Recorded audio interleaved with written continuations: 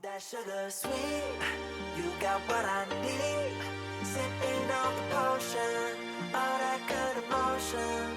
Just my kind of heat, keep it on repeat. Justify the motion, loving this devotion. Hey guys, welcome to Business 101, the shit they don't teach you. We all know that entrepreneurship is hard, but it's the new wave and everybody wants to do it. So I've decided to invite the people that work the closest to me here on my very, very first podcast. I'm a little bit nervous, so I'm going to loosen up as we, continue to talk.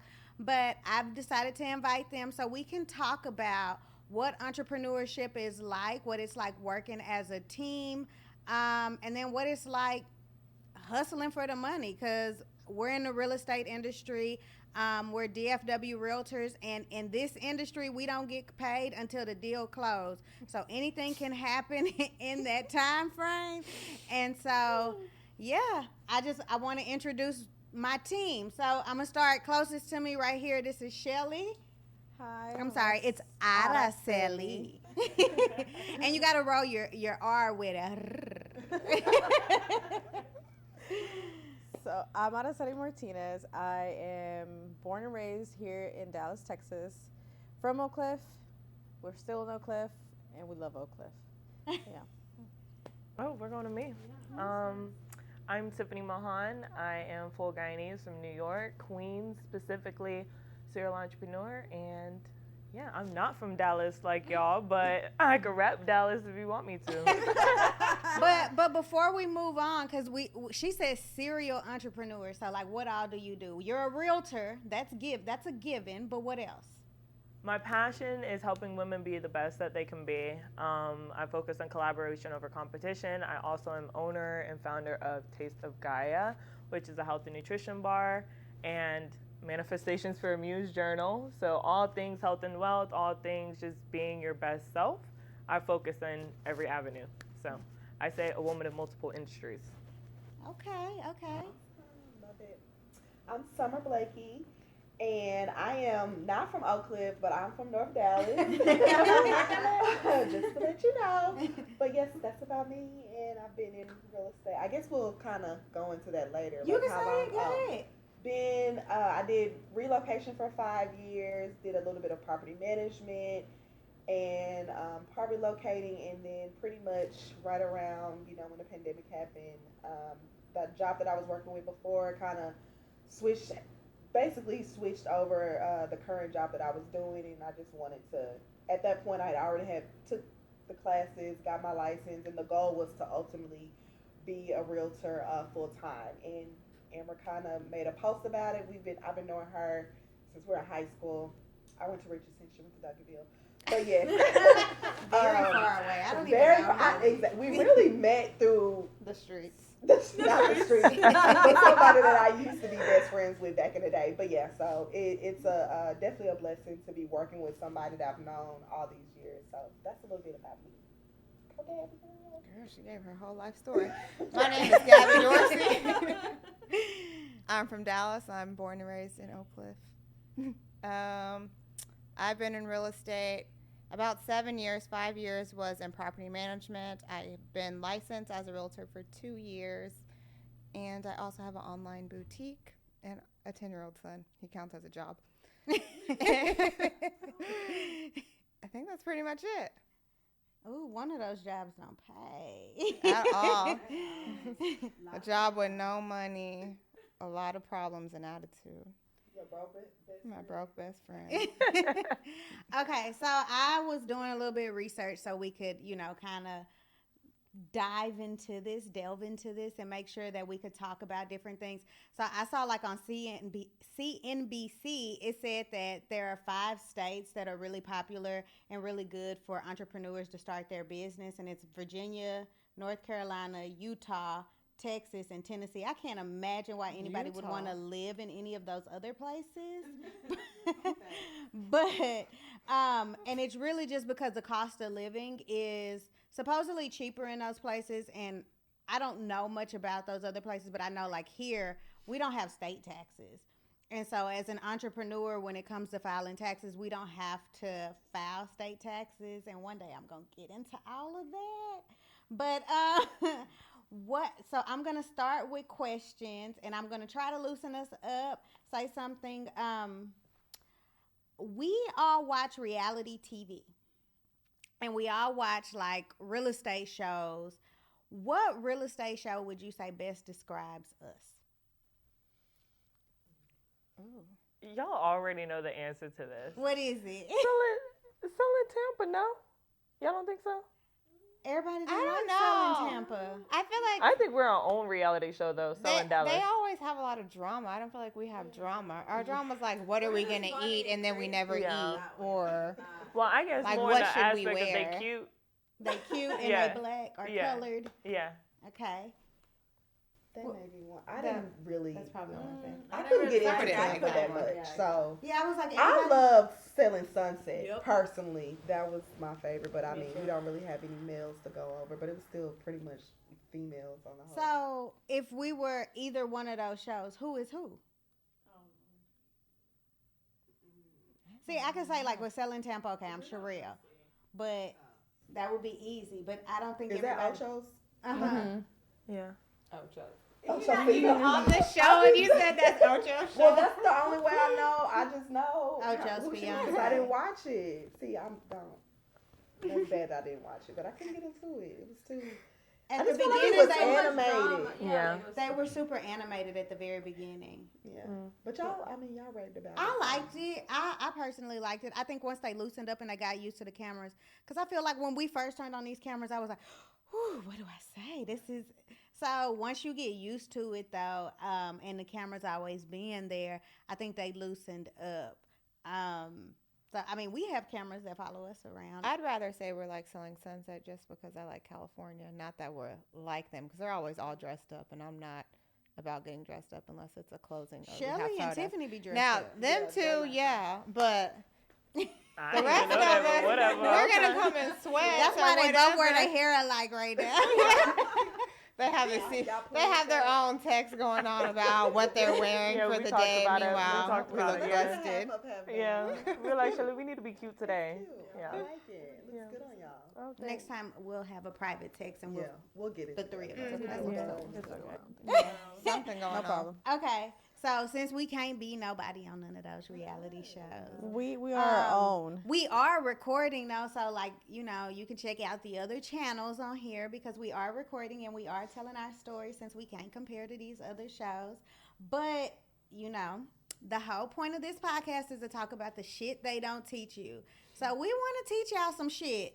And we, my mama is gonna kill me. I'm Yeah, not you saying were just nothing. like going. Yanni is over Yeah, here like, no. oh my gosh, I am not part of this shenanigans. Miss Mommy, Lucy's I over had there. no idea that she was gonna be cussing. She's lying. It happened. I told Tiffany on her interview, hey, I'm starting a podcast and it's going to be Business 101, the shit they don't teach you. And the whole point of telling her is because Tiffany, you know, she posts about God and we're all very religious and we pray. But I needed to see if Tiffany was going to be like, oh my God, no. If she said, oh my God, no, I'll be like, oh man. She But I mean, I'm human too, so Yeah. you know, and I And think I just people need want- to see that. Yeah, and So- I think it's an eye catcher. Like when you say shit, people like, dang. You got a mouth on you. Yeah, I You do can still cuss be about and I God don't. and not Yeah. judge. You know, there's nothing wrong with that. And I think that's what people need to see too. Is like you can be all about God, lead a life of God, but just you're normal. You curse, like our shit all stinks the same at the end of the Yeah. day. So And be all about business too, Yeah. and you know, still have those real transparent conversations because there is a lot in this world that we don't necessarily talk about. And when I say world, I mean like entrepreneur life. There's a lot of things that we don't necessarily talk about. So I want to start off with, what is something you feel you have learned about yourself since you've become an entrepreneur? Okay, go ahead, Shelly. Go ahead, girl. She has Oh. something to say. dashed. She said, That you're tougher than what you think you are. Because Give me an there is a example. lot of things that go wrong that nobody tells you are going to happen. Everybody, these shows, they teach you that, oh, you go under contract, you And then you close. everything's perfect. Days later, you close. Everything went without a hitch, and that's not true.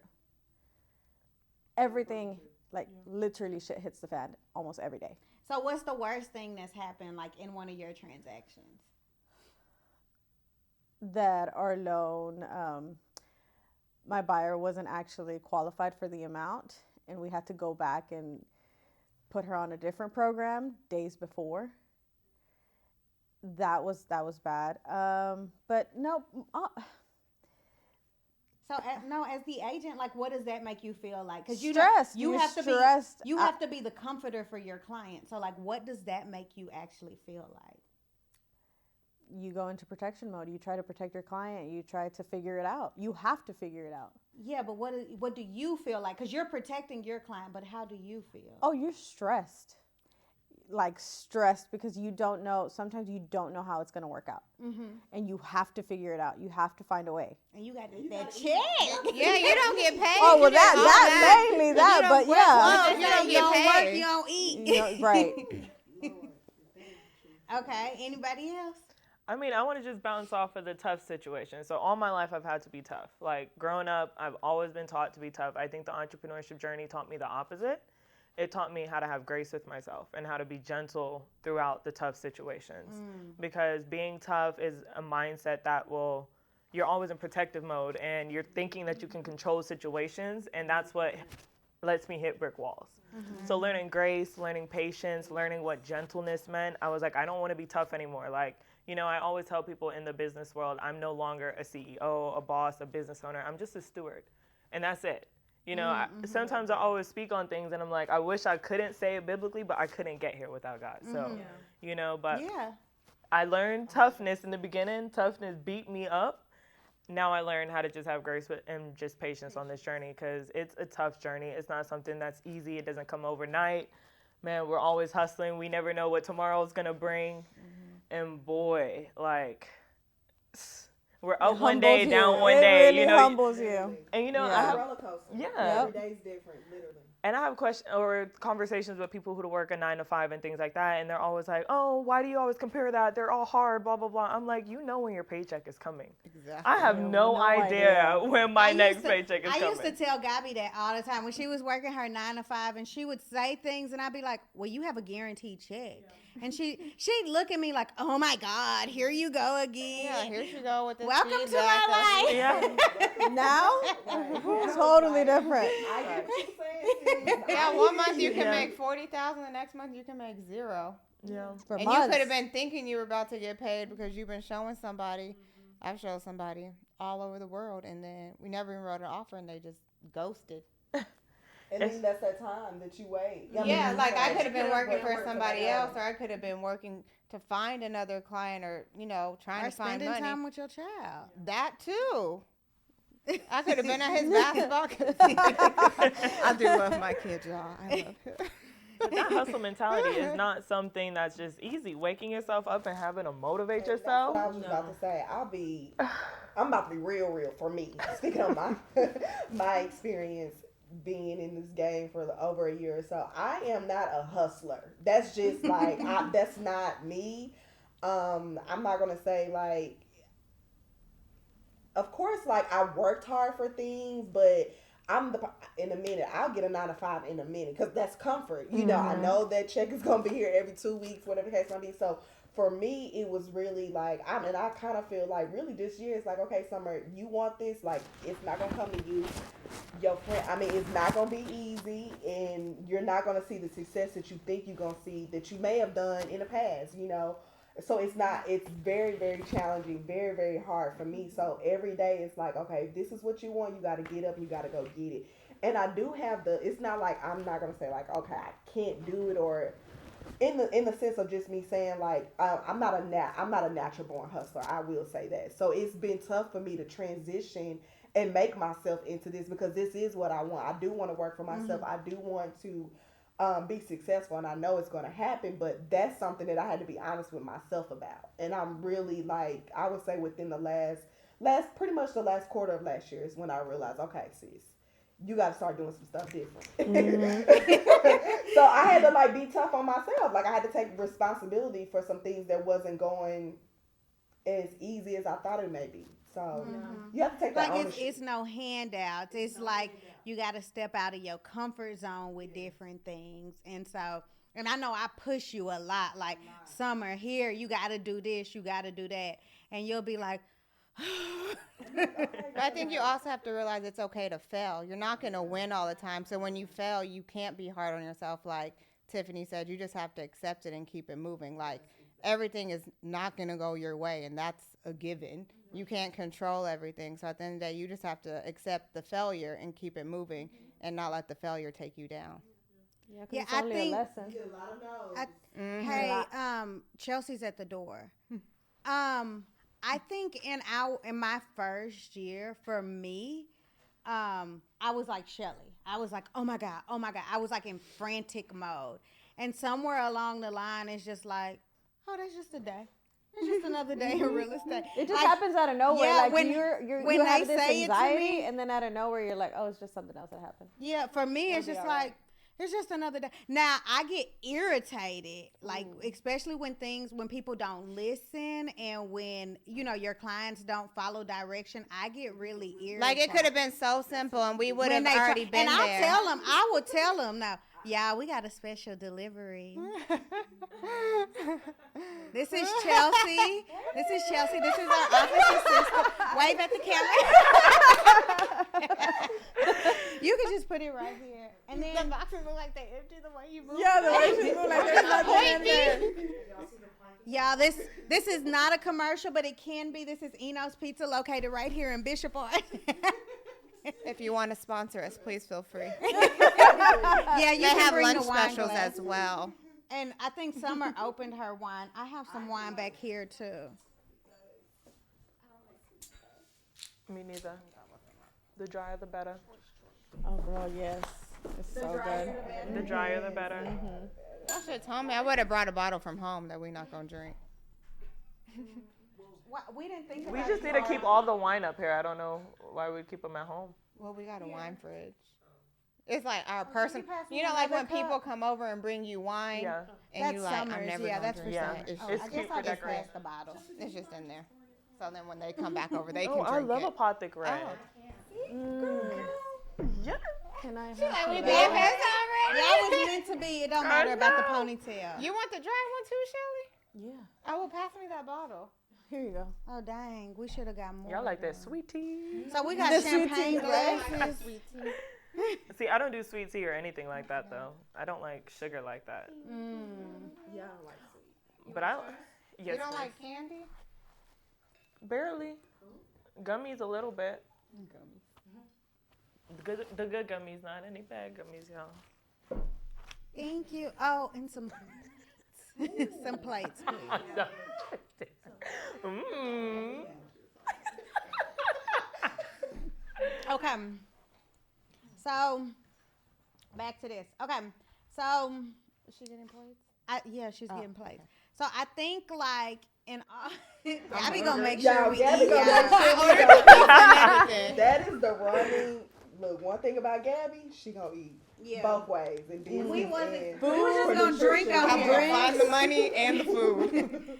But no, so like I think I started realizing like God got it. Like, and I'll say that in a high second, like God got it. Like if this ain't gonna close, it ain't gonna close. Now when it don't close for everybody else, I'll be like, dang.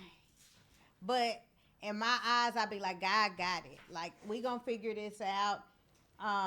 But yeah, when my clients try me, oh, I'm especially like my investor clients, like when they try me, I be like, look, y'all. She'll tell them like, we gonna do this, that. You can tell. That little man syndrome kick in real quick. She's had enough. Like, oh, you irritated. You talking to them like that? But business has to, Yeah, and it's a respect issue. you're the expert. Yeah, it's just a respect issue. You don't go to your doctor and tell them that. You know more than what they know. Exactly. Yeah. Or how to do their job. I mean, I like the fact that even Gabby bringing up the failures. I mean, did all of y'all pass y'all's test the first round? I didn't. Nope. I didn't. I did. Nope. Well, okay, Gabby. Yeah, Gabby, you're just perfect. Good for you. Everybody give her a round of applause. But no, I didn't. I actually failed. I literally failed by one question the first 2 times.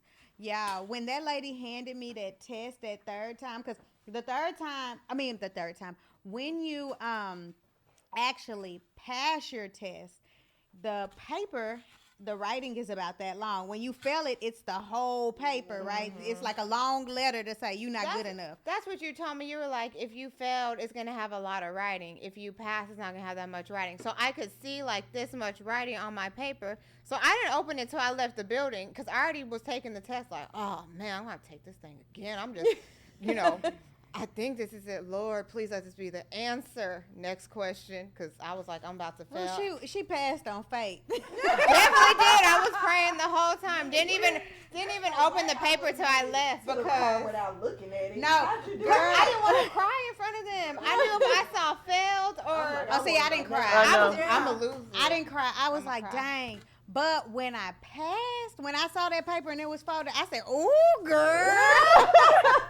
And it was an older I got my lady. pass. I fell to the floor because it was like my job was like pretty much I needed it for my job. So God, it was perfect time. I cried. I was like, thank you, Jesus. I knew it. I studied my heart out. Like, ooh, I was excited. You want the pig pizza or the pepperoni?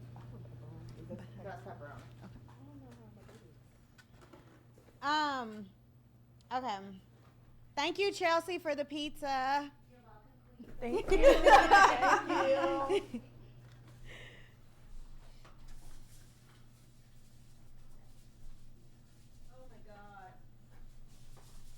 You want pepperoni or the piggy pizza? The Oh, piggy no, pizza I has want the bacon pig. That's the and one we always Pig. get. Yeah. I said or the Oh, piggy you one. what? Okay, I want that. I just wasn't sure. Stephanie, what do you want? Piggy. Oh. Thank Okay. you.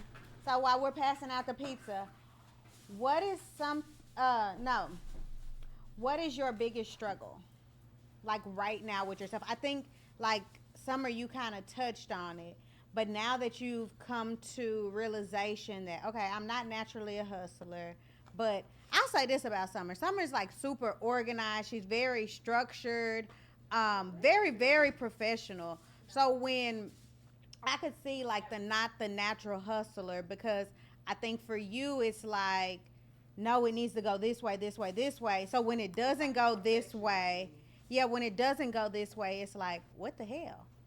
So what is it that you find now is your biggest struggle that you've dealt with now that you've accepted that part? I think now is just like truly just believing in myself and just like letting go and letting God and just realize like the more work you put in it, like I just keep saying, TDJ said, I'm just gonna say this, like if you work it, it will work. And that's really like, that's what I've been going off of like pretty much since last quarter. Like you just gotta work with what you got. And if I got 3 leases this month and no buyers or whatever the case may be, like work that, because eventually I've also noticed like in our generation with IG, everything is perfect. Everybody's winning, no one's really just telling, and that's something that I probably should really share, which is something I know Amber would love. I did a whole reel about just my whole experience, which I'm gonna get into.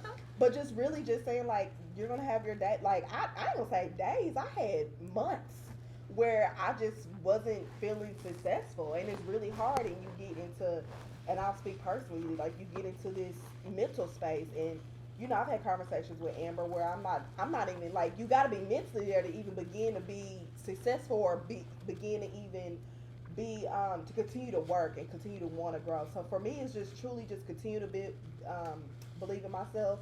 I feel like my confidence is there now. And of course, when you get those wins, when you do close and you continue to see, people reaching out or you know, at this point, I got to the point where I don't want to hear another person tell me, "Congrats, girl, on being a realtor." It was like, "Well, do you want to purchase today?" You know what I'm saying? Like, that's where I was getting at. Like, I get it, girl. Yep, I'm on this journey, but help me. You know, like I'm proud of me too, but I want to be really, really proud of myself. So I remember telling my sister that I'm like, "Girl, I don't want another person to tell me I'm so proud of you." Thank you. But do you know somebody that want to buy a house? Like, it gets like that, and that's just me being very transparent on my journey. So really just believing in myself, that's where I'm at. And I feel like the more, you know, my confidence is getting there. So I'm heading in the right direction. Anybody else? What's your biggest struggle? My biggest struggle is I was complete opposite. I was always a hustler. I mean, my family came from Guyana, South America. I was first generation born here. So I grew up in Queens, New York with the spirit of you gotta get it, you gotta grind, you gotta succeed, you gotta overachieve. So my biggest downfall is my need to always achieve. I always feel like I have to always do things right. The idea of perfectionism. How to graduate college, did that. Once I did that, then it's like, okay, now you got to be making this amount of money by this age. Your businesses need to be on this level. Like, I put so much pressure on myself sometimes that it can hinder me. So for me, my biggest struggle is just balancing life and knowing, taking it one day at a time, and that patience, because it does not come overnight. And when I saw my bank account going from being very nice before the pandemic, then investing all of my money, and when I say all of my money, and just trusting that God is gonna make my like businesses like flow, and I'm like, okay, God, I started the businesses, I'm serving your people, I'm doing all of this. Where's my money at? And I mean, this is 2 years. It does not. Because the bills come due The every bills- 30 days. And I'm like, we're 2 years into this now, and I'm still like, okay, Tiff, patience. Yes, you're working hard. You don't have to work that hard, but just know that it's gonna come just because, you know, you're maintaining. So, but I'm an overachiever, so that's my big downfall, and I'm working on that to have the balance. What about you, Gabby? Probably asking for help. Ooh, that's a good one. That's a good one. Yeah. For real. Because I feel like everyone, or especially for me, I like to get things done by myself, and I don't like the thought of depending on somebody. So, Yeah, that's a good one. I actually fuss at her about that because she has me. I'm her roommate. she's like, if you would have asked me that, I could have answered that instead of you going all these circles. And I'd be like, I thought I did say that. You say that a lot. You do. Because I think she has conversations with y'all, or in normal conversation, because we all talk all the time, and so I think if she has the conversation with Shelly, she'll say, "Oh, I thought I told you," and I'll be like, "Well, I wasn't there." Like when they had the conversation, and I know I'm on the go a lot. No, I'm like, maybe it was just in my mind that I had this conversation with somebody. But I'm like, maybe not. But I'm usually just like, I'll figure it out. I'll find a way. Yeah. What about you, Shelly? Being there for everybody else except myself. That's a good one. Because when I kept asking you how you felt for your client, you kept going for how your client felt. And I kept asking you how that made you feel. So that's a good one. I always put everybody else first before I put myself or do anything for myself. So mine is y'all. And just being honest, like, you know, as a team leader, I struggle with the two sayings, like a team is as strong as its leader, right? But then at the same time, a team is as strong as the weakest link. And so I struggle with both of those. So it's like, well, if I got a weak link, then am I a good leader? And so forth and so forth. So I always want to make sure, and I'm real big on making sure I praise y'all, which is why I be like, okay, you got this, you got that. And trying to make sure that I'm also investing in y'all to show y'all that I believe in y'all. And so that's my biggest struggle. Like, am I doing enough? Am I doing too much? Am I not, being considerate? Is this something that's really hard for them? And so forth. So just trying to make sure I'm catering, because everybody has a different personality. Everybody needs something different. And I know I'm busy, but at the same time, always wanting to make sure I can answer the phone or talk to y'all when y'all have questions. And like even Tiffany, like you have your new listing that's getting ready to come, and making sure I'm available to hold your hand when you need me to hold your hand, like different things like that. Yeah. But I I was gonna say I can honestly say just being on the team, like I'm not gonna say the longest, but I've never ever felt like you didn't have time. yeah. So I don't want you to ever feel like that. I don't know if we've ever said that, but Yeah. you're gonna call back. You know what I'm saying? You're gonna call. You're gonna figure it out. Like it may not be when you call, but she gonna get to you. She is gonna get to you. But by the time she go to bed, she done been reached out. And that's the thing about having the opportunity to be on the team. Mhm. If Amber doesn't know, but Gabby, shit, like that's what we're here. We help each other. We have to support each other. Yeah. And I'll also say on that too, that is what I like about a team is that you always have backups if anything, if you're not afraid to ask for help. But just based off of all of the leadership, even being a leader myself, I do value your leadership, because even in my nonprofit, I lead over like 50 women all the time, and it's very hard for me to respect someone as a leader, but you do your thing in being able to balance each one of us and cater to us in a different level. And I came from another team too, and I had no respect for the leader. I'm like, no. So your effort is noticed, and I think that's what's huge. And you could tell from your team that follows normally carries the same attitudes, especially me being newer onto the team.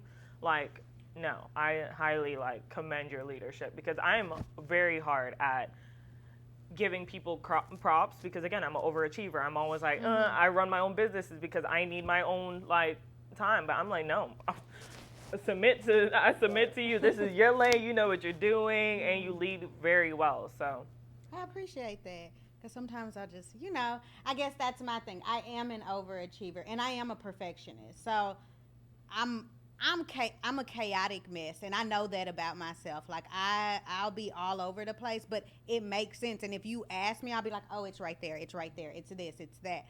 But I expect organization from Chelsea. Okay, just Shelly asked me a question the other day, and I was busy. I said, text Chelsea, because I know Chelsea will have it, and I'm busy. But text Chelsea, she got you. And so I expect, and I think it was Chelsea's day off. So, but I still, it was on Sunday. Yeah, I still expect organization and everything in order in a sense. So I try to, even when I'm doing one-on-ones with y'all, I try to make sure everything's organized. So when I do sit with you again, okay, I know where we're at with this. Yeah. And a true leader serves first. I always say a true leader is a real good leader is a servant before anything else. So are you willing to put the people in your team before yourself? And that's what I noticed as well, that I was like, okay, this is good for me specifically because I love servants, because I'm a servant first before anything else. So, no, I think we got a good team over here. We got a nice little team over here. If you're not on the team, I feel bad for you. Period, sis. Okay. What's one thing that you've done outside of your box to help overcome any of the struggles that you've had in the past? I know we have struggles moving forward that we're working on, but what are things that you've done outside of your box? Oh, we had that home buyer seminar. And when you initially asked me to have the home buyer seminar, I had a whole breakdown. Not even gonna lie. So yeah, I talked in public. I don't like talking. I am a big introvert. I love being at home by myself, in my room at home with the door closed. But I'm gonna tell you one thing. I also, even though you don't like talking, you don't like to be outshined. That's true. So if you're in a room and if I'm talking more, you'll be like, move. That's that big sister, little sister thing. But okay, she wants to make sure she can hold her own, which kind of, I guess, goes hand in hand with the not asking questions thing. You want to hold your own. And so if everybody else doing it, you're like, okay, I got this. And I know that about you. There's not a challenge that you can't do. So if I tell you something, even though, look, you look like you want to cry now. If there's something I tell her, and just drink the drink. Just drink the drink. Just you swallow the tears. But no, if you give her something, she's going to say, she may tell you, I can't do that. but she's gonna figure out how to do it because there's no to her. So I don't like no. Don't tell me no. So yeah. Anybody else? Shoot. I guess for me it's just that putting myself out there on IG in a different form other than the pictures and all of that. Like that's something that I have to continue to push myself to do. Amber pushes me to do it, but it's just hard because that whole IG world to me is all about just obviously for me I definitely want to make sure that I'm educating people because this is a serious thing. Buying a home is that's a lot of money. You know what I'm saying? So I just want to just continue. It goes back to being confident. You know what I'm saying? So it's just putting yourself out there. Everybody wants to look perfect, and we've had these conversations so many times. She was just like, just be you. And I know I'm like cool, laid back. Like I'm social anywhere. Like I will speak to a stranger, make a person laugh in a store. Like that's just my personality. But as soon as I'm like recording and it's in my face and it's like I have to start talking about, so I just shut down and I get nervous. But it's times where I'm just like, okay, so I'm gonna just do it. And when I just do it, it turns out pretty good. So it's just like I just have to do it. Just make the time to do it and don't think about it. Just how you text somebody and you're waiting on them to respond and you hide. Like that's what I do when I post my videos. It's like I post it and then I hide for a second. I put my phone on do not disturb because I just don't want to see it. But honestly, it's really crazy because I typically get very good feedback. So it's a mental thing, honestly. That's like when you were doing your testing on the mic. Hi, this is Summer. And I was like, Summer, you're not going to sound like that on the mic. Yes, I am. Now look at her. Mine was looking myself in the mirror, and like the number one thing I had to overcome was myself. Myself was the one that was hindering me, and my story goes really deep, but to put things away and not run away from my problems anymore and realize that I got to face it and I got to deal with whatever it is, because every time you point a finger, you got three more pointing back. That was me stepping out of my shell because I always ran from whatever it is was hard. Hard relationship, Tiff's running. Super hard problem, Tiff's running. So, I think my number one biggest obstacle is looking myself and being like, this is the issue. This is how you could fix you. And everything else around you will be fixed. And that was something, maybe a couple years ago that I dealt with, even in a crazy relationship, is I wanted to escape a lot. Life gets hard. You want to run from it. And it's like, no, you got to sit there, look it in the face and be like, I'm going to tackle you. I'm going to tackle every obstacle that it takes to get where I need to be. And that's sometimes the hardest thing that people can ever do is be honest with yourself. Know, like, I have a problem. This is either a generational curse, a trauma I'm dealing with, or an insecurity that I may be dealing with that I got to break. So I think the hardest part was looking myself in the mirror and finding all those flaws and then doing the work to heal it.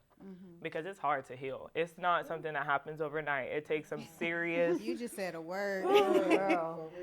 People think that you could just go to a mental health specialist and you're fixed overnight. Like, trauma healing is deep, especially if you've ever dealt with anything in your past. Whatever it may be, every problem is big, small. It's all the same, Especially so... when you're trying to unpack years. It ain't just, you know what I'm saying? Not something that just happened overnight. You're dealing with stuff. And some of it, it's like she said, being honest with yourself. Some of it you don't even know exists. Yeah. So that was my biggest stepping out of my comfort zone was since I wanted to be a leader, I had to lead correctly. And I was like, you know what, Tiff, if you're going to lead, you got to change your entire lifestyle. You can't keep living the way that you're living. You got to look yourself in the mirror and fix yourself so that other people can see that healing is true. And then that's where I took the biggest leap. And if I went deep into my story to just tell you what I had to overcome, I mean, even down to drinking, smoking, partying, being a part of this lifestyle, like, I had to overcome that. So, and understand that being content with where we are now. Yeah, not always having to fit in, being your own example.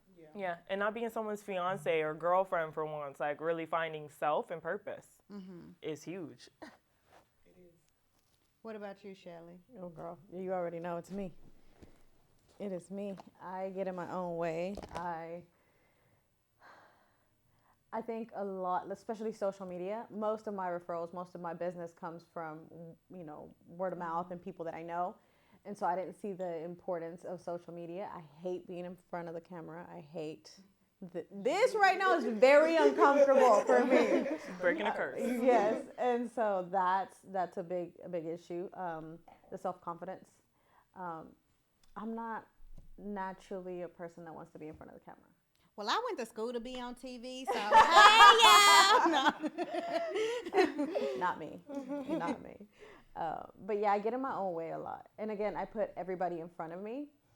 And once I stopped doing that, or started to, because I haven't stopped, let's be completely real, I still put a lot of people in front of me. I mean, look, if we're going to be honest, we're going to be honest. I still do it, but I think I started focusing on myself a lot. And that has changed. I started posting more, a little bit more, not a whole lot. So, baby steps, yeah. Talking in front of the camera, You've been doing good with that in your stories. yeah, and that's stuff that I do not do. And so now that has actually helped a lot, because now I see myself and I'm like, okay, it's not so bad. It's not so bad. And then English is not my first language. So my brain thinks in English, and then I say something in Spanish and it comes out wrong, or my brain thinks in Spanish and it says it, and then I speak in English and it's just like, how did you just say?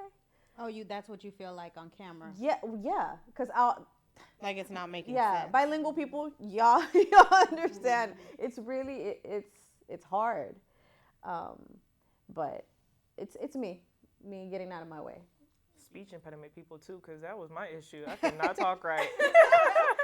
And here's the thing: I can articulate really well in Spanish and English. It's just the way I think.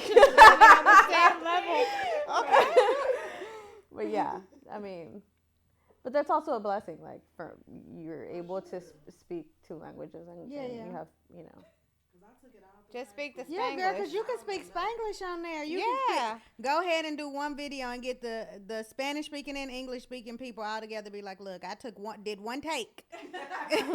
Here's the translator at the bottom, and it's gonna go back and forth just like my language. I mean, and the Spanish videos that I have made, people really that don't good. speak Spanish, they love it, and they don't know what I said, and they'll DM me like, I don't know what the hell you said, but it was. What'd you say? You look cute. I'll tell y'all to translate. Y'all send stuff in the DMs in Spanish. I'm just like, okay, they being but it's really Shelly all the time, and I'm just I'm like, Shelly, why don't you just send that into the group text with just me and Amber?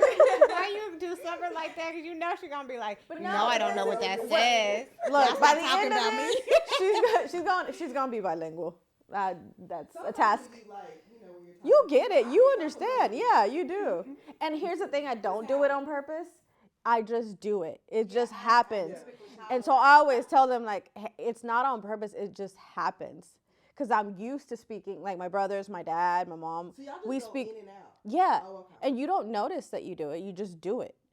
And so sometimes I'll do it. So sorry. Girl, you're Hispanic. You ain't gotta prove yourself to nobody. Well, that's what I told her. We can start having a Spanish word of the week. We should. Oh, and you could do that on social media, and you could do like real estate spend. Oh, y'all don't be taking our marketing ideas. You hear me? Spanish-speaking lenders that are watching this or that will watch this. Yeah, y'all can partner up. Y'all can comment below. We'll go through your social media and we decide who she works with. No, I'm playing. Just like they did me. Oh yeah, we did. But we did. So we are potentially adding another person to the team, and so this couch ain't big enough. I don't know what we gonna do. Yeah, Tiffany just going to have to put her legs together. Tiffany gonna have to sit correct. All right, somebody gonna have to sit on the side. No, that's too long to be. They can fit right there. That turns into a bed. We I'm could gonna all sit sit on some there. lap. Claiming my spot. I'm claiming my spot. Look, this is my. Yep. Where are you? We make sure. She's going to put an X there and write summer. That's Mark the her first thing. spot. After he didn't put up the lights, I'm like, so let's talk about seating. I did. She came and she was like, I don't pick my seat. You gotta be about it. Gotta be Having a whole conversation. We'll put somebody on the floor. We'll figure it out. Yeah. I'll figure it out. Okay, so What's something that I have done outside the box to help me overcome my struggle? So I've tried this sales thing plenty of times. Yeah, I tried to sell Herbalife, Avocare, Mary Kay. Oh yeah. All the way since I was 18 years old, y'all. I've tried this sales thing, and I am not a salesperson. And it's so crazy because I sell houses, the most expensive thing you can sell, right? Other than Lamborghinis. So I honestly, it's because we were talking about Lamborghinis earlier. But I honestly think I just figured out that anybody can sell you a house, and they just have to like you. And when I realized that, and I realized that early on, I'll never forget. I randomly posted on social media, and I told them I was going live the next day at 7 p.m. I didn't look what I had on my calendar. I didn't check nothing. I just said, I'm going live Wednesday at 7 p.m. It was a Tuesday night. And so video has become my thing. But I went live and to talk about real estate, and I was only like a year into the game. I was scared shitless. And like I've showed some of them the videos, and I was stuttering. I was stumbling over my words, but if I'm honest, I got so much business during that phase. I think it was such a strong foundation to my business because, all the old people on Facebook while y'all playing. And you can get so much business on Facebook, and everybody still gets. A lot of people still utilize Facebook. When I'm putting in an offer, I look up the seller on Facebook. Facebook is useful, and so I felt more comfortable there because it is older people, and I felt like my age group was on Instagram, and so I felt more judged on Instagram. So I was like, I'll just do Facebook first, and I've yet to get to the point to where I'm confident enough to do An Instagram live. Instagram. But don't get me wrong, I gotta put a date on a calendar, and as soon as that date is there, I don't back out. And we can talk to each other. Yeah, I know. Or get a lender or whatever, or interview do people. This on live one day, just a talk of us talking back and forth. Yeah. We could be on one person's phone, and then y'all could be on another person's phone. And well, then it does the noise though. Yeah. If We're two gonna live be on- one person will be outside. Yeah, we'll be in another room. Yeah, some We'll people figure it could- out. Oh yeah, we'll figure it out. So catch us on live. Come and sit. One day you're gonna catch us on live. But yeah, that was like my biggest thing. Just being on live and just like the videos, and so that's why I'm so adamant about it, because I'm like, y'all don't even know what this did. And like me and Gabby met a woman this past week, and she said, Oh yeah, she called herself the video hoe. we're not gonna promote her or anything, but she did say she gets a lot of business from Her videos. Mm-hmm. At least 30 contracts at a For time. new constructions. So yeah, we gonna be hoes too then. I'm gonna be a video expert. I'm a video expert, not a video hoe.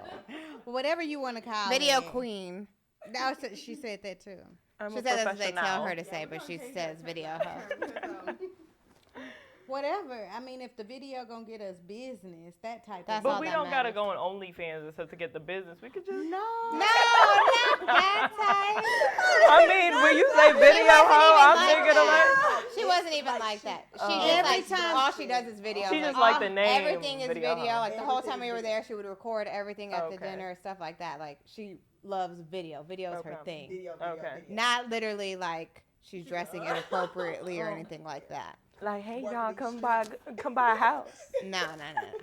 You get a house and me as your realtor. No, or if you're recording, she's gonna make sure she's in your video. Oh, So that's okay. why she said, like, if there's a video happening, she gonna be right there. Like, Yeah. did you see me? Because I sell houses. Did you send me my video? Let me give you my number. Okay, that's gonna be our goal, is to pop into every video that's being recorded. Or to record videos of ourselves. Okay. So just a random other fact from like newspapers and stuff. So in 2020, Intuit wrote in 2021, or at the end of 2021, that 17 million new small businesses will be formed in 2022. the jump from working from a regular big business 9 to 5 to entrepreneurship started a lot or accelerated in COVID-19. So I'm not reading this verbatim because it's really long, but it accelerated during COVID-19. I had my business well before the vid hit the scene, but who can say? And you know, when it showed up, like I was scared. Y'all. I was on the couch like that, recording videos, telling everybody, "Y'all need to be quiet."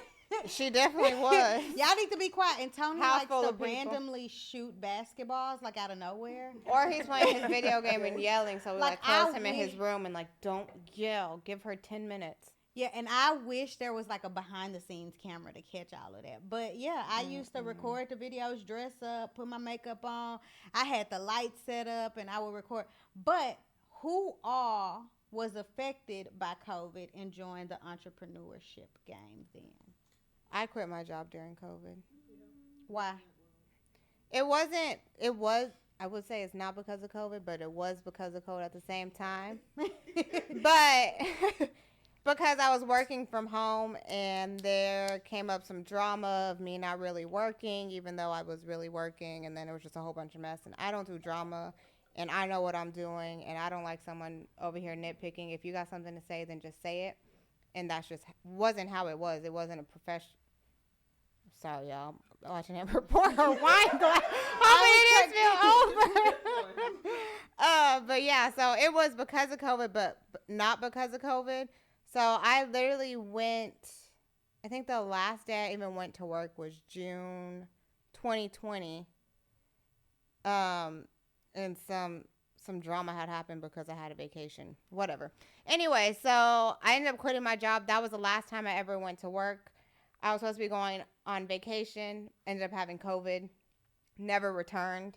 I didn't receive a paycheck the entire time either. So I would definitely say I'm one of those people who applied for, what was those things called?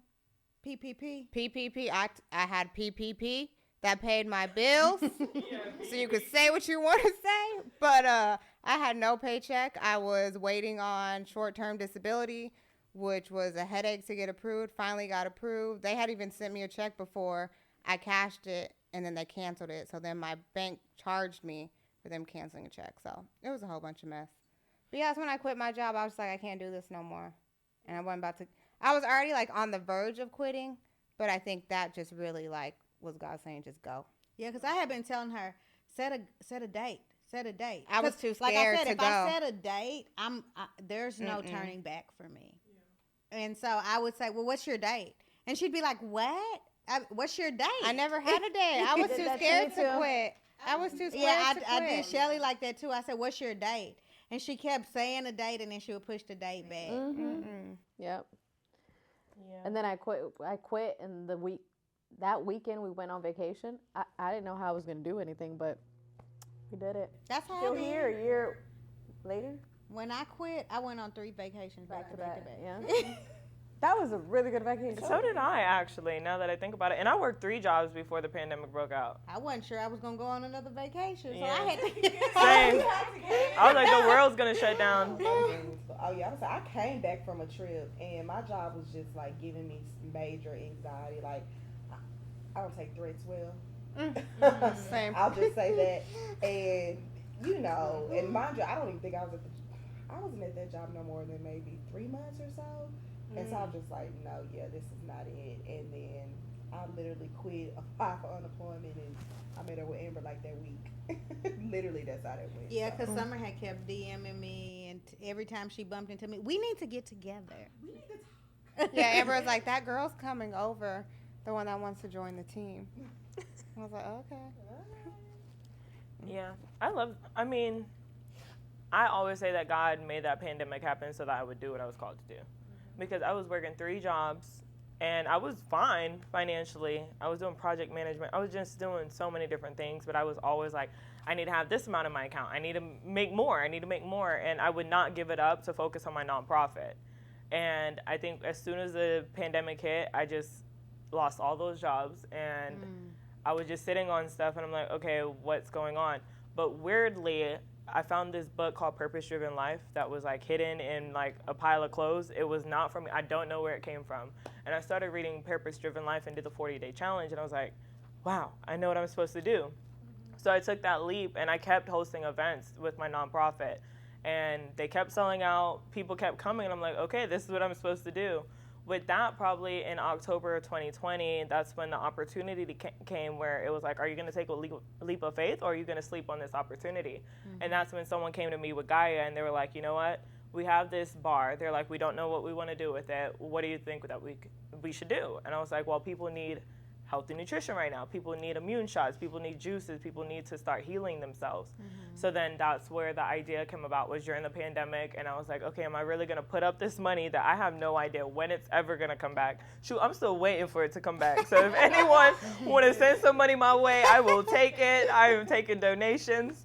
But yeah, I took that leap of faith. And ever since then, I haven't looked back. I've just found ways to survive. Yeah. I've been in survivor mode for the last 2 years, ever since I took that leap. Because I was always used to, I'm making money here, I got my day job, I'm working my night job, and I'm building a business on the side. I was hustling all day and night. Even in college, I went to school full time, and then at night, I worked 2 jobs while going to school full time. Yeah. So I could tell you about my 3rd job, but we ain't even going to go into that. Tell us later. I don't even know what that is. Tune in next episode, and we'll talk about the other job. But it was nothing like that. Not like, I was never a stripper. No. Don't think that. But like, I would just always find a way. Especially coming from a family who didn't really have it, I always wanted it. Mm-hmm. So the pandemic helped me in the entrepreneurship world and taught me what taking a leap was and trusting the process. Because I have no idea. Even with real estate. When I tell you that, taking the test, investing the money to become a realtor after I just invested money in 3 other businesses. Fees after fees. Yeah, being a realtor is not free. Not free. It's not free. It is not free. I'm still You can have here. 0 transactions and you still got to pay fees. There's so many people you got to pay. Summer want to do an intro on the song, and now she want to do it. Now she want to be an ad-libber. But it's facts. And then I'm like, okay, so now. But nobody talks about this. That's the problem. Shit they don't talk about. But then when you're an entrepreneur too, you got to have your money in order. And then you got fees after can't fees. just- But everything is You just got to pulling pay from people you. to manage your money. You got to make sure, because if you're not managing it right, then the government going to come for you. And you might be making all this money and you spend it. And at their funds and stuff. They sure do, don't they, Shelly? Even Not starting Shelly, but Gaia. somebody else. Everybody does that at the beginning. Nobody teaches you these things. No one tells you exactly. No. You're going to file your taxes at the end of the year, and they're going to come for you. And you're not going to have no money because you spent it all. Deeper than that, even just understanding what partnerships look like and things like that. I mean, my first month into Gaia, it was such a hassle getting started up. My business partner stole all the money out of the bank account and completely robbed it and closed out the account. So when I tell you about failures and things like that, I should have gave up at that point. I mean, just recently, my business partners completely quit and sold the business for something short. And almost try to cheat me out of it. Huh? Where do they live? I thought you don't like drama. I don't, but we might need to go visit I mean, somebody. but I love my previous business partners that just left. But of course, the guy that came in and stole the money, he was coming in and breaking stuff, hiding the cameras. Like when I tell you trial and tribulation is part of entrepreneurship, it really is. It's not beautiful. Like, and then to keep persevering, I always say the 3 P's: perseverance, patience, and progression. As long as you're progressing every day, you're succeeding. It doesn't matter what that looks like. It's not financial though, because you're not financially progressing. It's mentally progression. It's all a mindset though. If you don't got the mindset for it, you can't do it. That's why people that think that work like 9 to 5, sometimes I feel like they never understand what you're going through. Yeah. And my boyfriend is corporate. So, like, we have these conversations all the time. And I'm like, I'm not belittling you as a man. I'm just telling you the way that I'm hustling is way different than the way that y'all have to hustle. Yeah, because, I mean, you quit a 9 to 5, like a scheduled, programmed job. Like, that pays you to take vacation. Yeah, like a scheduled, programmed job. And you don't, here, we work harder. Yeah. Like, we done started a podcast. Because we working. We working, y'all. So if you're looking to buy a house or you're looking to sell or you know anybody Look, at this point, if you need a commercial lease or to buy a building, we got y'all. Anything. Land, grass. And I feel like people always say, you know, like, oh, you could be a realtor because, you know, you don't have that 9 to 5, but you're literally working all the time. Like, you go home, laptops up, you're doing stuff. Or they It's say, all- it's 24/7. I want to be a realtor because I want to have time for my family. What time? When? Where is the time? You need to somewhat make your schedule, but your schedule also revolves around your client. So it's managing that time, but also being productive at the same time. So yes, you have your freedom of telling yourself what to do, but at the same time, if you're not working, you're not gonna get paid. So And we're not working people 9 to don't 5. necessarily understand it. So, like, we could use your recent failure, right? Because you're not present because at a certain time because you're a mother. So you have to pick up your son because not everybody can pick up your son for you because you're a single mother. But I And- was actually present. But yeah. No. But you couldn't show on that day for something. What No, was I it? never said no. I never said I couldn't show. You told her Friday. Oh, because you were already showing. I was somebody already on booked Friday. with other clients for Friday, but that person never asked for a specific time. They just said, when can we view this in the middle of us being iced in? So we couldn't go that day because it was ice on the ground. And then the next day, when we were back, I already had 2 different clients that I had scheduled to show. So I was like, I can either show you in the morning or we can do Saturday. The person said, okay, cool, let's do Saturday. Never knew it was an issue. Friday night, I'm getting ready for dinner, got a text. I found a closer agent.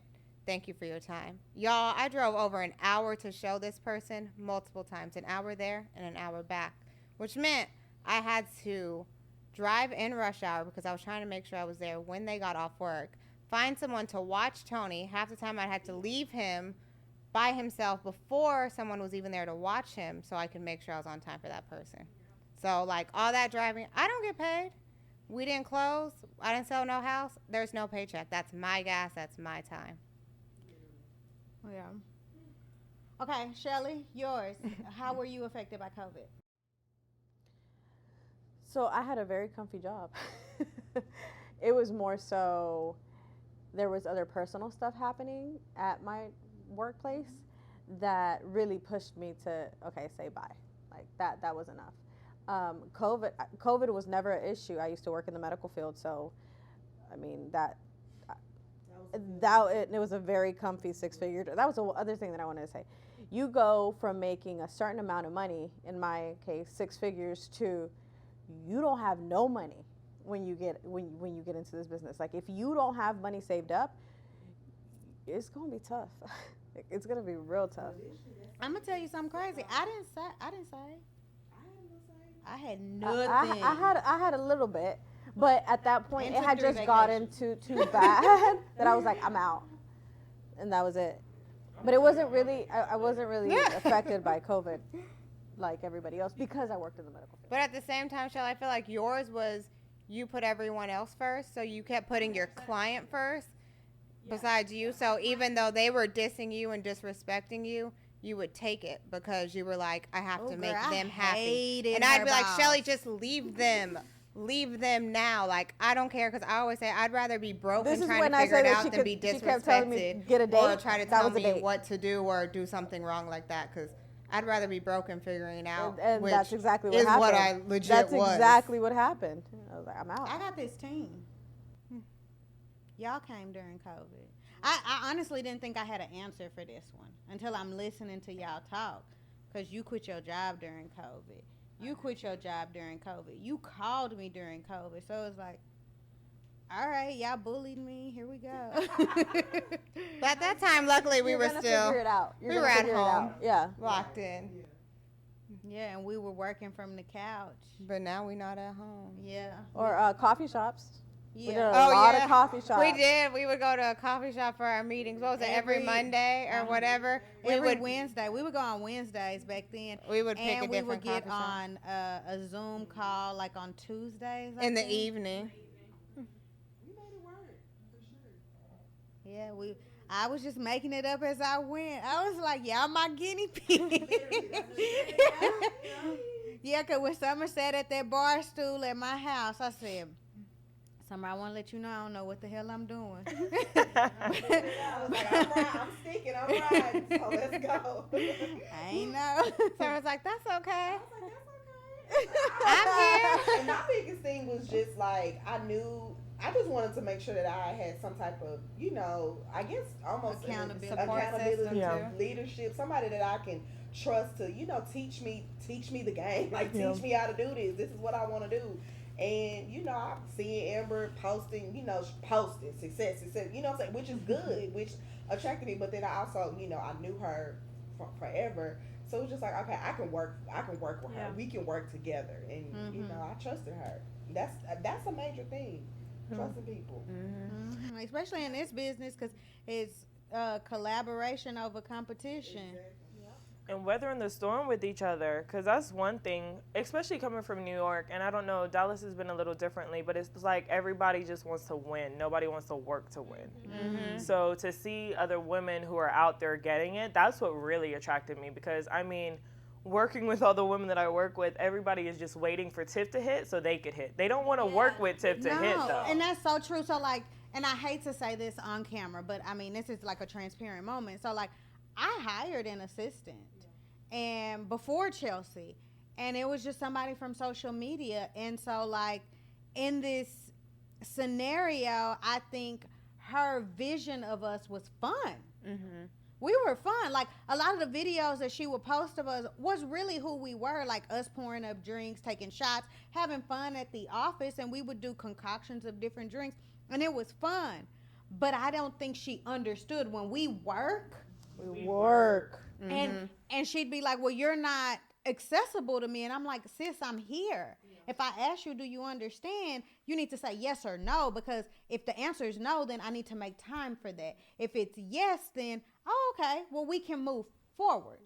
And so I think people don't necessarily understand that. And it's not a diss to her per se. It's more so like, this is literally how people visualize us or things, because when we post our videos, like, oh, I would love to work at y'all office, y'all have so much fun, which we do have fun, and we do have a great Work a lot. but we're always working, and we're not in the office as much as people would imagine.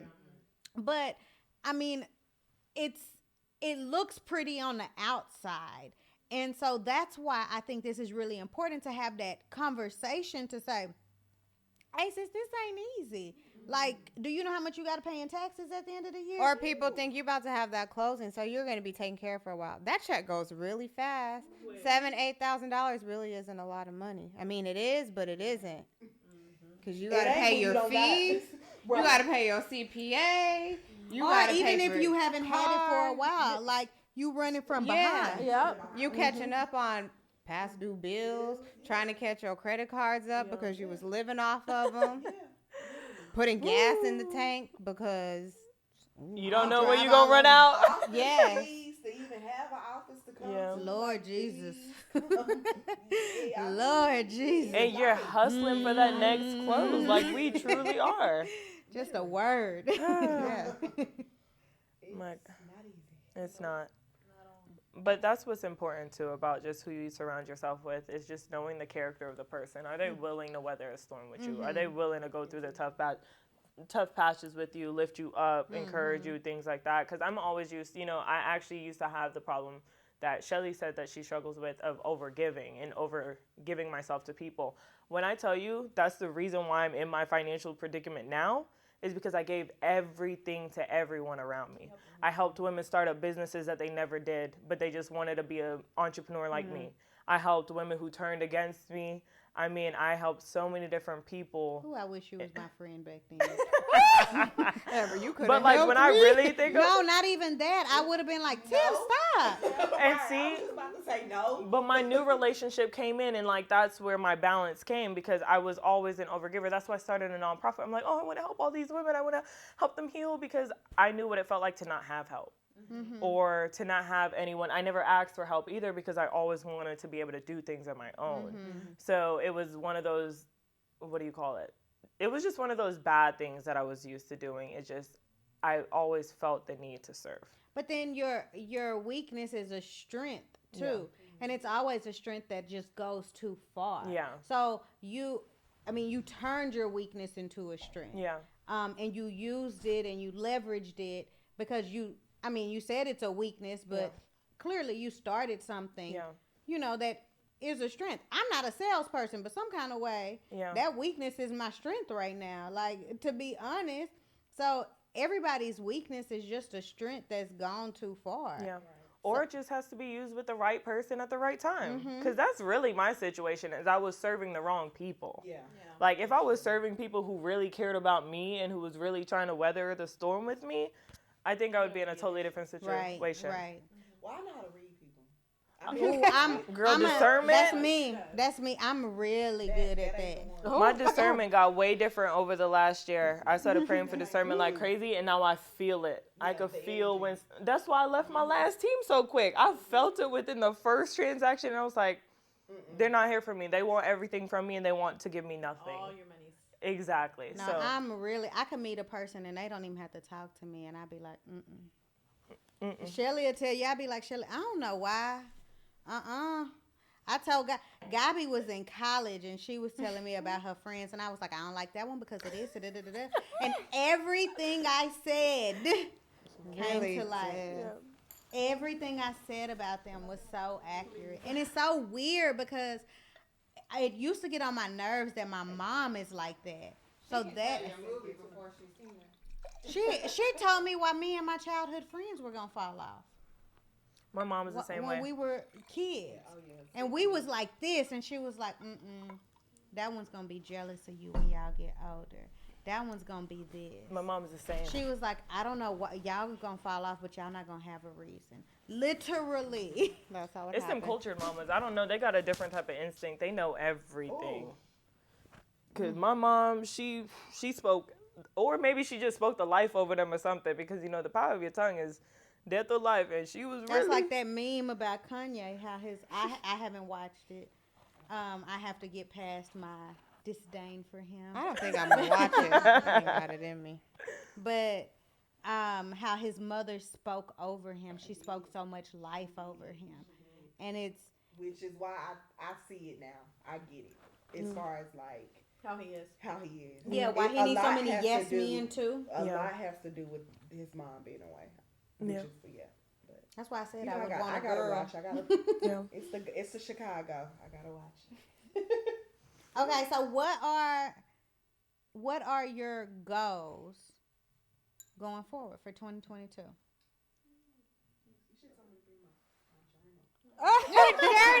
Girl, I got them written down. down. It's here. Mine is to sell more, but to also secure more clients. Like building my pipeline, because a lot of times I'll have clients, but I don't have a pipeline to follow. So you always want to have, say you have 5 clients, but you need 10 more to back them up just in case something falls through, because it's not all going to work out all the time.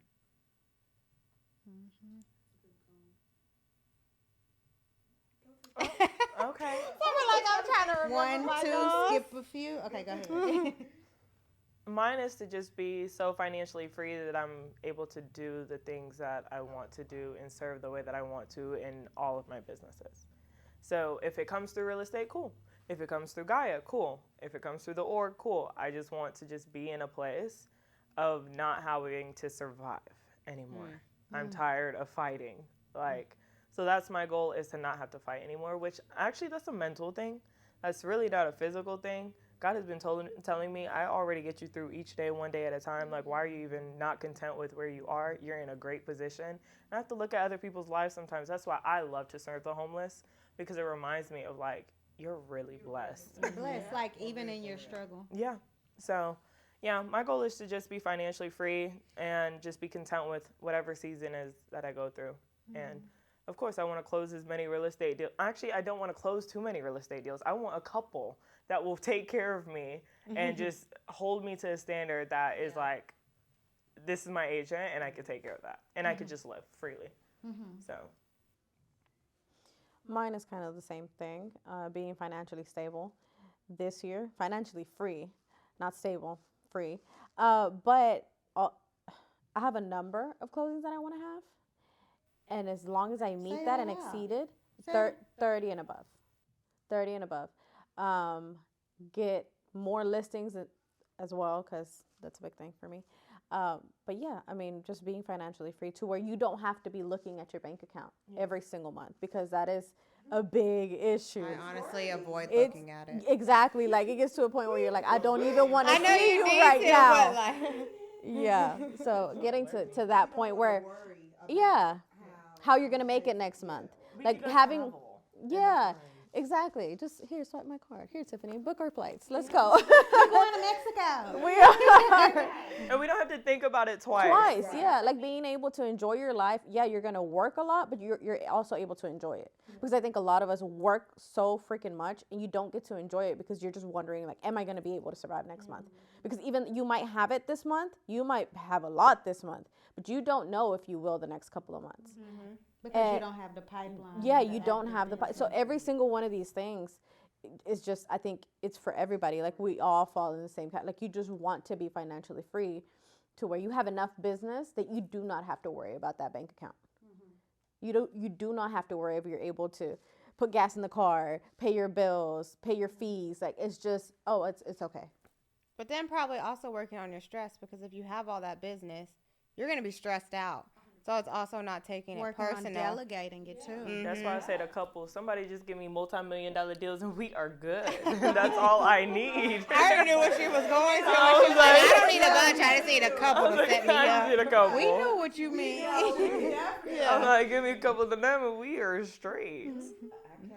But, and I just want to be able to build. Like, if I could honestly at the end of the year have enough to be able to build, like we kind of spoke of, a community. That's actually my goal. I'm going to talk about Yeah, it. if we can just have enough, because I have like 3 different projects I'm working on: building porta potties in the community, wanting to build a housing community, a domestic violence shelter for women of status, you know, those celebrities who don't want to leave because they don't want to escape that luxury of life, but you still should be able to leave and like feel the luxury and work your way back up to it, because that was me. I always had the luxury lifestyle, like, especially being previously engaged in the NFL lifestyle, that was what I was used to. So coming into this entrepreneurship world, it was like a slap in my face. Like, Surviving. my gosh. So to be able to have just something that I can put together for women to leave those situations and be confident leaving those situations. When I first started in real estate, and this is still a goal of mine, and it's always been like in the back of my head,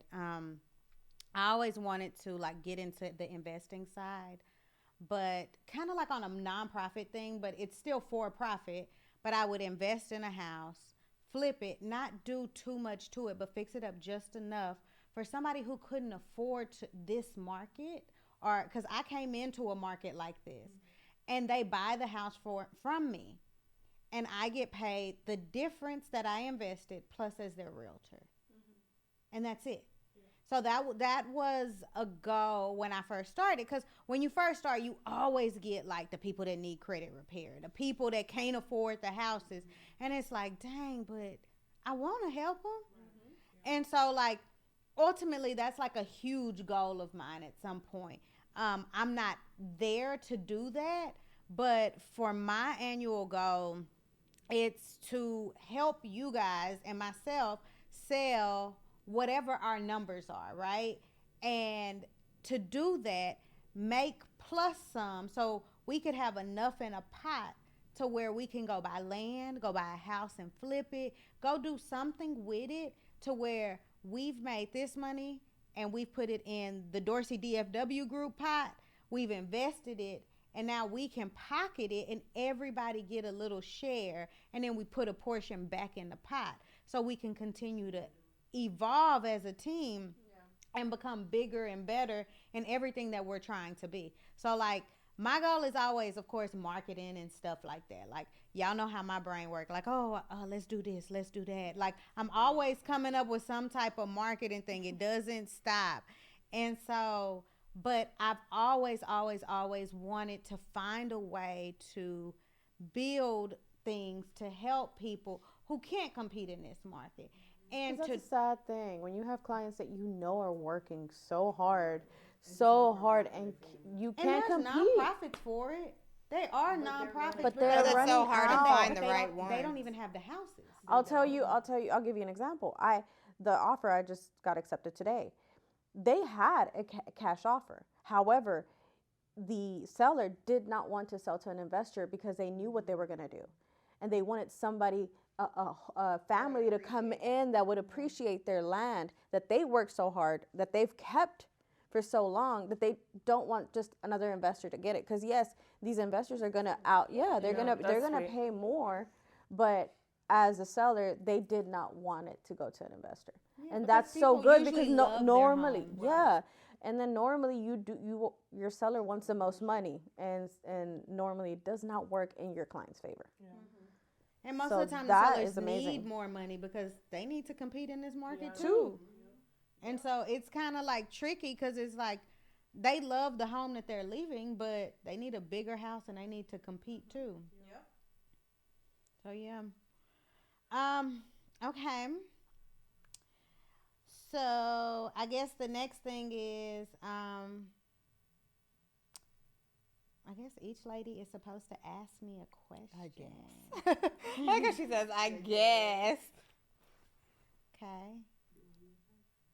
You go first, Gabby. Your mouth was already kind of. She was ready. She was like this.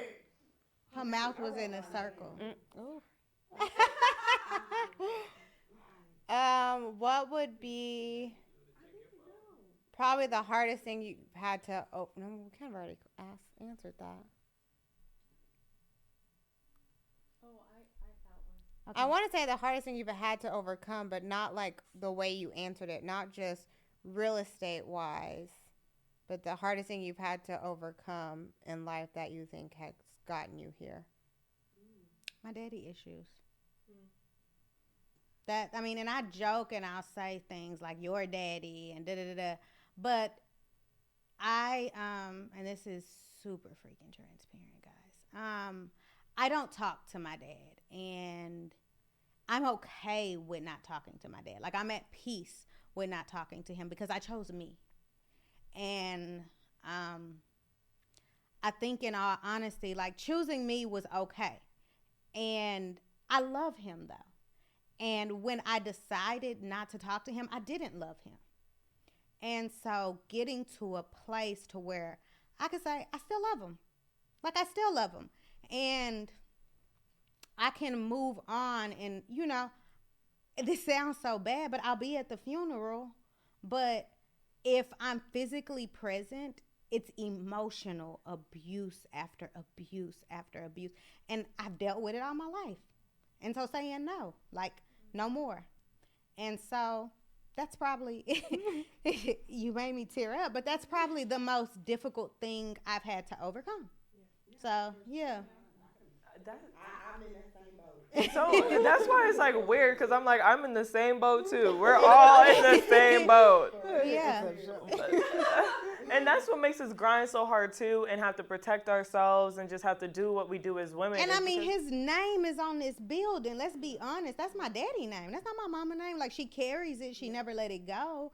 But that's still his name. But in my eyes, that's my grandmama name. Yeah. Like, but I do want to make him proud. I do. I mean, I know he is and I know he brags, but there are certain things that you just can't continue to take.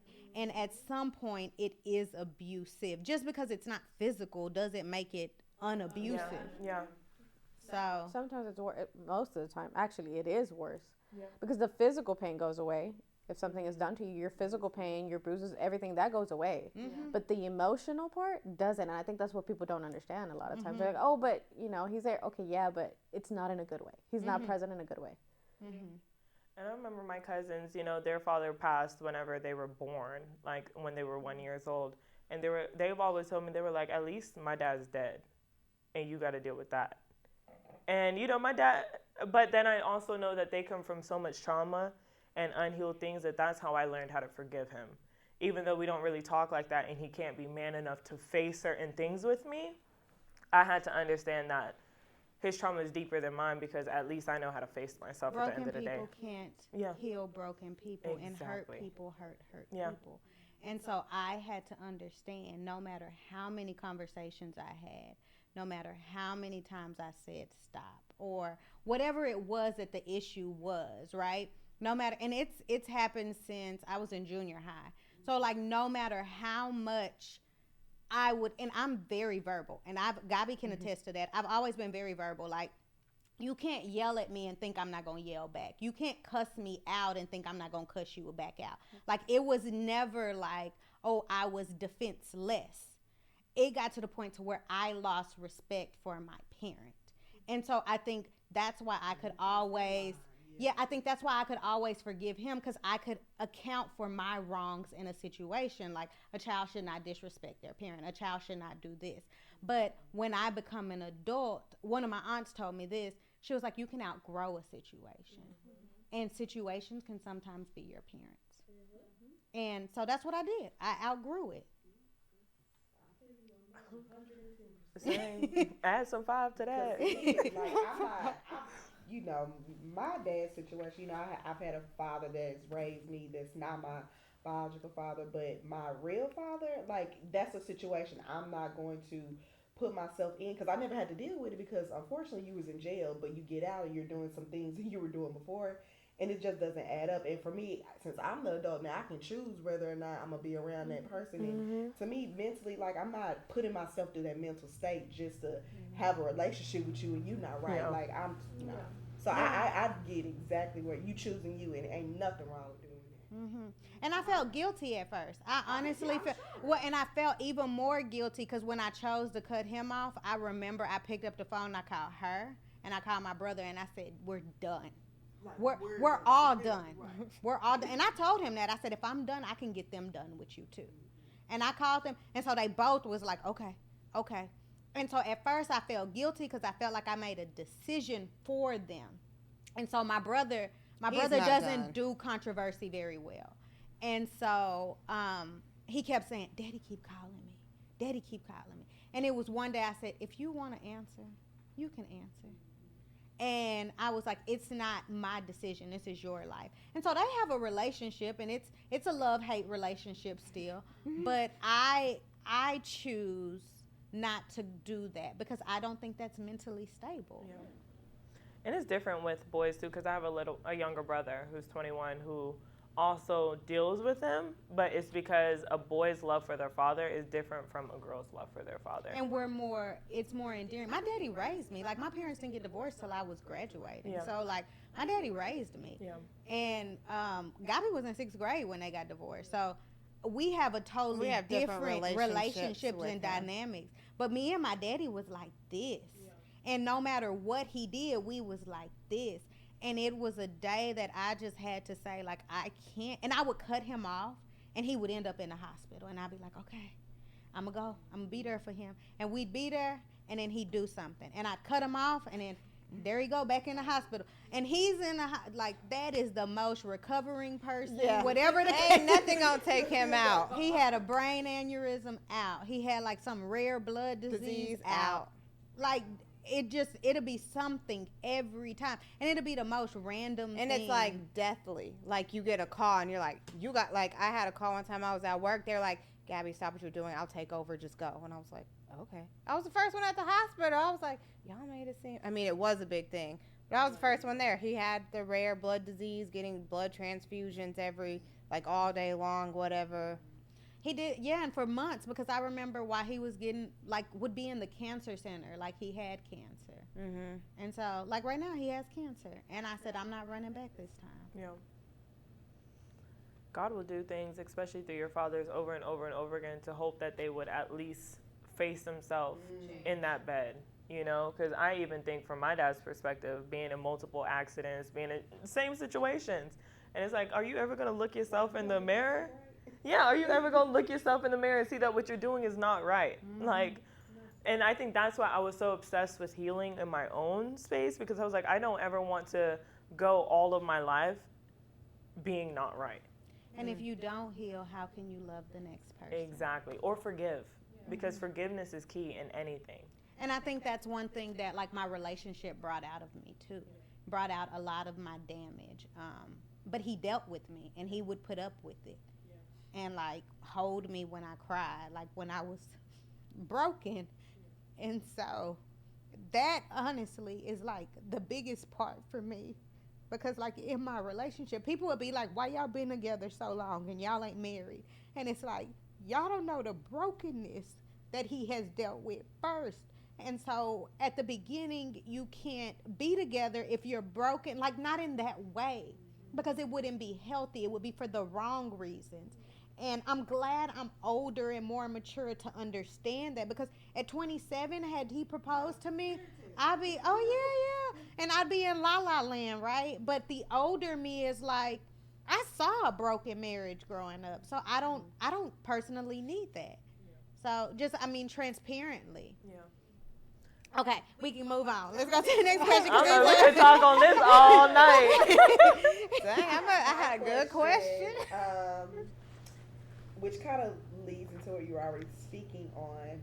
Just basically, us being entrepreneurs, how does that affect your personal life as well as like your relationship, family life, all of that good stuff? My relationship is good. He's like my number one cheerleader. Honestly, that's part of why we started dating. So he was my first client ever. And so, and he supported me through a lot of stuff. That's actually how I was able to quit my job, different things like that. Like, so, And we liked him for you. You're welcome. So that was, that the relationship part is good. My family is good. I don't see my mom as much as I should. And, I have to do better because I do know, like, she's getting older and she's super supportive. Like, when we was setting up for the podcast, she come by here just to water the plants because we can't keep a plant alive, y'all. We can't. So it looked pretty though. So she comes and she waters the plants. She'll come and sweep the floors and mop, take out the trash, Clean the toilet. She does a lot. And then she helps with Tony a lot. So, like, I do get to see her because, she comes over all the time for Tony. But I don't get to see her in the aspect that it's just for me sometimes. So, there's that. Personal relationship. Like, I've lost friends. I've lost friends because they weren't supportive or they felt I was too busy. And I am busy. And I know that, like, and sometimes I overcommit to things. Like, for instance, Saturday when we were going out to eat, or what day was that? That wasn't even a Saturday. It was Saturday. Oh, okay. Yeah, we were going out to eat, and I was super late because I was on the phone with a client, and I didn't realize she was going to have 1,050,000 questions, and I didn't put into account that. I thought, I'm just going to read over this contract, and I was done with the contract, but then we have a full-fledged conversation. So I think I overcommit to things, or sometimes I'm just too tired. And so really a lot of my personal relationships have gotten closer knit to where it's really y'all, and I have two best friends and my boyfriend.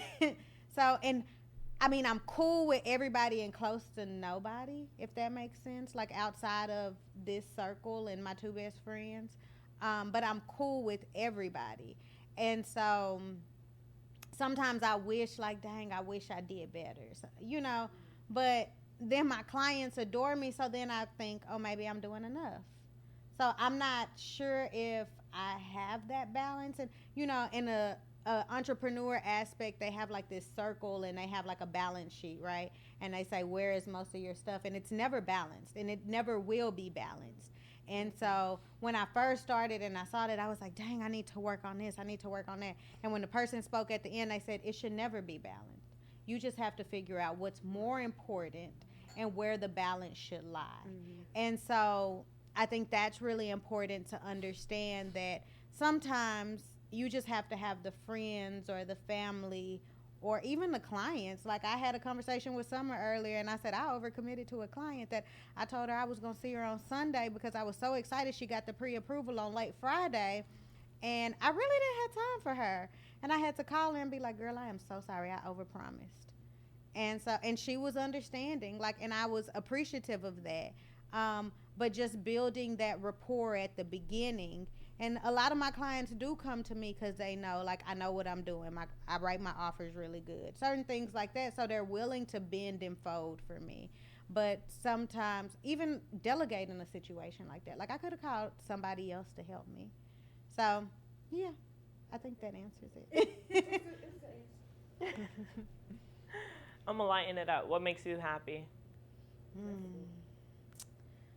Um. Ooh, That's a hard question. that is. My boyfriend asked me Simba. that the other day, and I was like, Simba. No, I love Simba though. Simba's my dog, guys. You said it's light, but it's really because that's it's deep. What makes you happy, and what does love mean? Are two of the hardest questions for people to answer. What makes me happy? That's a really good one. I wasn't prepared for something like this. A little deep sometimes. What makes me the happiest is making other people happy. Knowing, I think I'm a server, like you said, and I've always known that about myself. I'm a huge encourager. So seeing other people accomplish things, because I don't think there's a challenge that I can't accept, right? There's not something that I can't do. If I put my mind and my heart to it, I'm going to figure it out. And so I think when I see other people winning, it like melts my heart. It makes me sincerely happy. Summer had a closing, and y'all know I love me some video. And her clients came in here with a video. And I tried not to show like too much excitement. And as soon as I got in the car, I text Summer, girl, they got you on camera. That's going to be so good. Like, and it just, and I'm so happy. And I was so happy. I even text her client, oh, I'm so happy y'all came in there with some cameras. And she had a matching shirt. Yeah, and it means everything to me to see like the people I love win. So yeah, that's what makes me happy. Like I feel like I'm gonna win, but you see certain things like I made like my parents' marriage or whatever, and so I see my mom lose sometimes, and I be like, damn, like when you gonna win?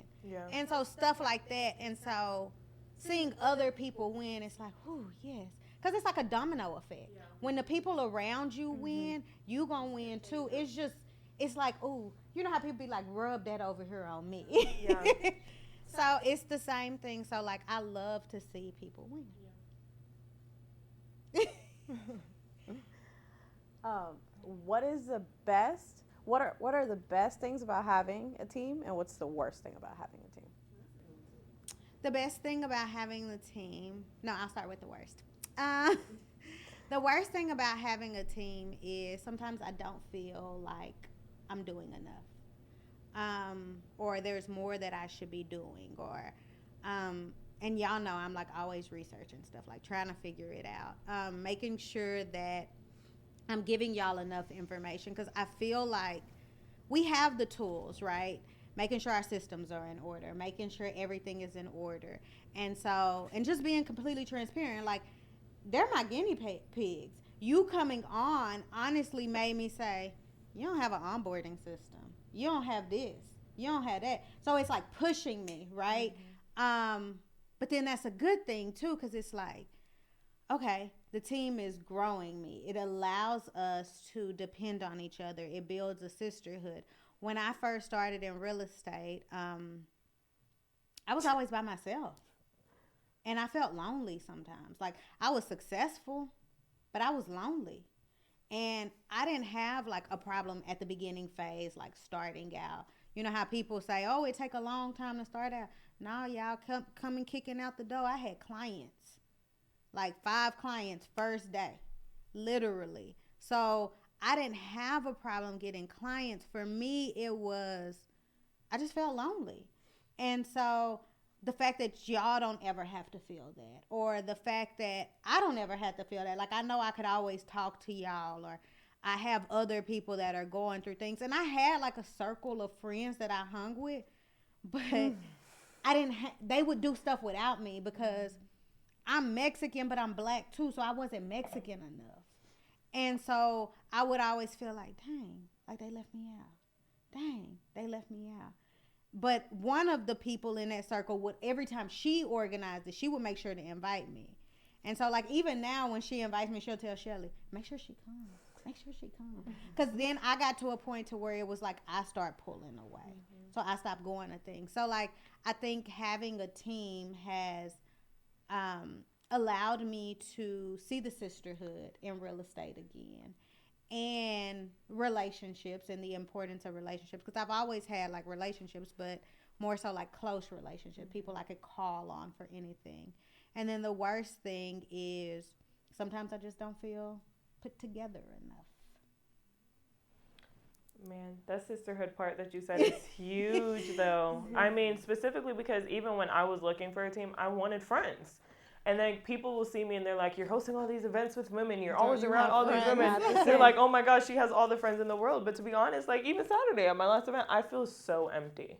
Like I honestly, every event that I've ever thrown, I've felt so alone. Like no one gets me. No one understands where I'm at. So whenever I found the team, I was like, you know, my boyfriend was like, why do you need a team? You can be individual. Like, you could be by yourself. You've been doing fine all along. And I'm like, I just want friends. I just want people that are like-minded. Yeah. I was like, I just want people that are like-minded with me, that we get it. We can talk about stuff. We can have fun, celebrate some stuff. Because that's another thing. Being in a place where you're running a nonprofit, I'm always celebrating them, but they never celebrate me. And I say that often, too. Like, you serve your clients, right? Then you go home. And I take care of my dog. Yep. And y'all, my boyfriend is from the country. And so he's like, he does and he serves me in his own way. But that old school mentality, certain things, and I serve him. Like, he washed my clothes for me, though. So that's like huge. That's like, ooh, that's a pure. I hate laundry, yes. But he got to fold it. Yeah, he won't do that. He won't do that. I wouldn't do both either. I don't do either. I ain't doing that. But you get one or the other. I feel like I'm always giving and giving and giving. And a lot of times it'll make me and her bump heads because I live with her. Yeah. So sometimes, like, we had a baby tussle, you know, the other day. And it was like a petty tussle. Yup. This is the fun part. They're sisters. You'll see so many things. So, I hope like, we record this. We had a baby tit. But I'm really big about, like, I don't like arguing in front of people. And she'll do it. And I'll be like, shut the fuck up. What's this at? Yeah. But I didn't. I left. That day, but I think because you tried to. You came to try to snatch my phone. I'm like, Gabby, sit down. I just thought I was going to be able to get it. And then I was like, you know what? I can't even be here. I got to go. I got to go. Yeah. So, like, and it literally was over something super small. But... Anyway, let her continue her story. But a lot of times she gets the butt of it. But I think a lot of times she gets the butt of it because if I talk to Shelly about it, she'd be like, I get it. Like, I get what you're saying. I get what you're going through. I talk to Summer and she'd be like, yeah, I respect it. I talk to her. Well, you want me? You want me to? I'm like, girl, if you don't wash them dishes. She'll be like, I don't care if you was gone all day. What? You got a whole preteen son in there. He better learn how to wash, and put it in the dishwasher. So I done made that her son's chore. That's me who assigned that chore. I said, oh, I'm not doing this. We have a whole kid in here. He know how to cook some eggs, and he tried to make a mess and make some waffles. So he can cook. If he can learn how to cook whatever he cooking, he can learn how to clean. And I know I was washing dishes at 6 and 7. So in my head, our dishwasher didn't work. One time it didn't turn on. I tried to use the dishwasher and I put some Dawn in there. Ooh, the bubble gum came out. Yeah, we had like a whole, and my parents weren't home. So me and Gregory was like, oh my God. Oh, and the tattletale wasn't home either. So we was trying to get them suds up out of there. But yeah, Gabby get the butt of it a lot of times. But it's more so because she doesn't understand. And she feel like, and a lot of my responsibility as a team lead in her eyes is to my responsibility as her big sister. And so it's kind of like she'll be like, well, what do you want? But if the shoes was on the other foot, she would want me to understand. So I think that ends up becoming an issue with us too. I forgot why I started telling that story. And Gabby like, over there "Is it falling. I done don't know, but I yet? still have some. But Are we home yet? Okay, what? Oh, you still had something. No. It was just on to what you were saying. I was thinking it's not that. It's more of the cleaning of the house, ma'am. But that's another story. Yeah, she why wasn't I was talking like, about that on that's why I said no. It's something Oh, else. yeah. And you see, was like, see how she what? like to publicly.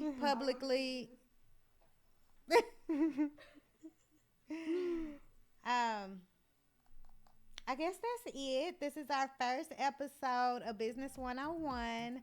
The shit they don't tell you. This was really long, so it'll probably be broken up into multiple parts, I'm assuming. But thank you guys for watching Business 101, the shit they don't tell you. See you guys next time. Bye.